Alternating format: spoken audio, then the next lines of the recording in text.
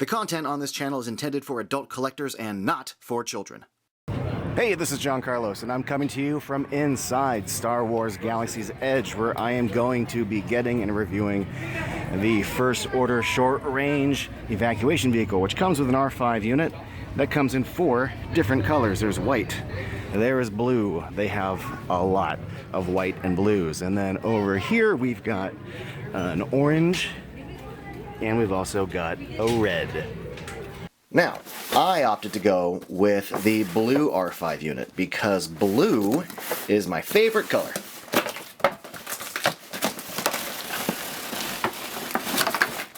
Now, I'm not going to be giving away like huge spoilers from the ride, but still, if you're trying to stay spoiler-free from the ride experience, I recommend you stop watching this video in like 3, 2, 1. This evacuation vehicle is from the end of the ride, and the troop transport is packaged in the back here.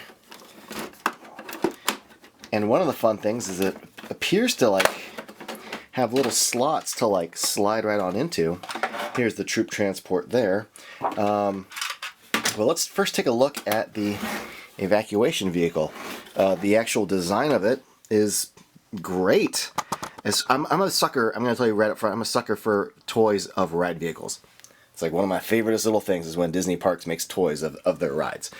So the general shape of this, it's great. I like the little detailed sections of like the sculpting, the little ridges here, the little plasticky window panels, the little red and silver paint emblems, the little stuff on the sides. It's fun. Even the little bit of like silver paint right there on these little notches are really good. Now these little panels here are fine, but on the other side we have buttons. I'll be pressing those in a moment, but you can see just like some of the inner gack between the red panels there and the little thrusters in the back here. And then let's see if I can get a decent look inside. Yeah, it's alright. Inside the drop ship there. The mildest of little sculpted paneling on the side there. Just some basic shapes sculpted in there. And then we have the main ride vehicle, the troop transport, which in reality seats 6 people, 2 rows of 3. So those dimensions have been altered a bit for this. We get something that can seat 4 action figures. The dimensions of this are in line with the standard Star Wars 3 3/4 inch figure. So what we have here is a pretty solid sculpt, a pretty decent interpretation of that design. We have the spot here in the front for the R5 unit to fit into. The doors do not open, it's just a sculpted piece, so that's interesting. Some nice details on the back there though, with the little ridgy ridge lines and vents or whatever they're supposed to be. Little 3 wheels here so you can, you know, roll it, what have you. Fun. And then we have this R5 unit,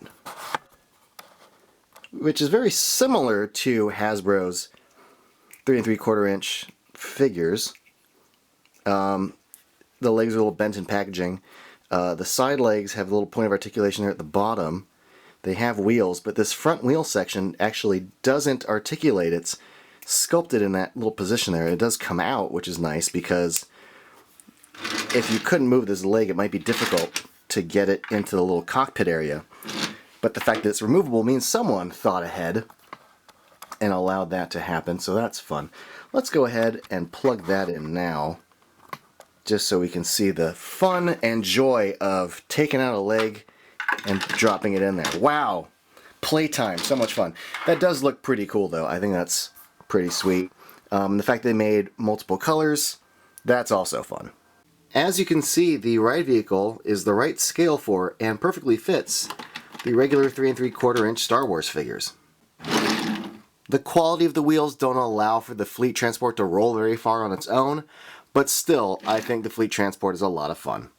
Now let's go over the lights and sounds. The first button appears to be an evacuation signal that activates the red lights inside, and the blue lights on the back.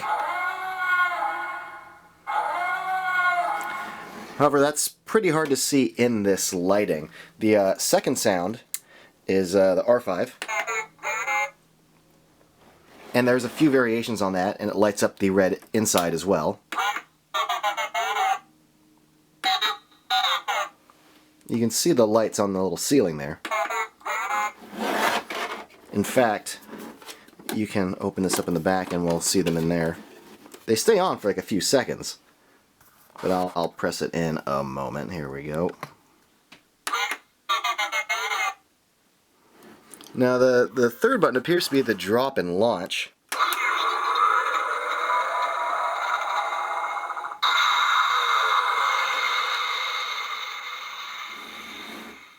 And then we have more flying sounds for the fourth button.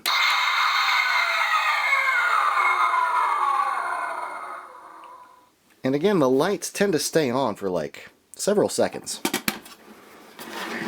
See if the reads any. Yeah, you can kind of see the red inside there a bit. When you're in a really dark room, it makes the kind of cabin read really red, so that's fun. If you want to disable the lights and sounds, the on-off switch is on the bottom of the ship, and this takes 3 AAA batteries, which are included. One of the little things I appreciate are these little brackets on the inside of the escape vehicle here that help stabilize the fleet transport so it doesn't flop around while it's inside. Now, minor nitpick, I do wish this had something to help stabilize it so it wasn't leaning back when it's on your tabletop. I wish it could be a little more level and upright. Some of the old Kenner vehicles back in the 70s had these little additional, like, kind of plugged legs that, like, they weren't accurate, but at least they stabilized your X-Wing or whatever. Minor complaint. Also, I do wish that the fleet transport had 2 rows of 3 seats, but oh well. I love that you can see the R5 through the window there. Now this thing retails for $75, which admittedly is overpriced for what you're getting. However, it's a theme park toy, and I don't know if you know this, but theme park merch is overpriced. But you get the big outer ship, you get the little ride vehicle, you get an R5 figure, you get lights and sounds. That's not bad for $75. And as someone who loves toys of ride vehicles from Disneyland and who loves Star Wars toys, this really scratches an itch, man. I think this is really, really great. I think the quality of the sculpt and the paint's all really, really fun. I wholeheartedly give this a thumbs up. Thanks for watching, everybody. And if you want, you could follow me on social media. I'll put up the links right about now.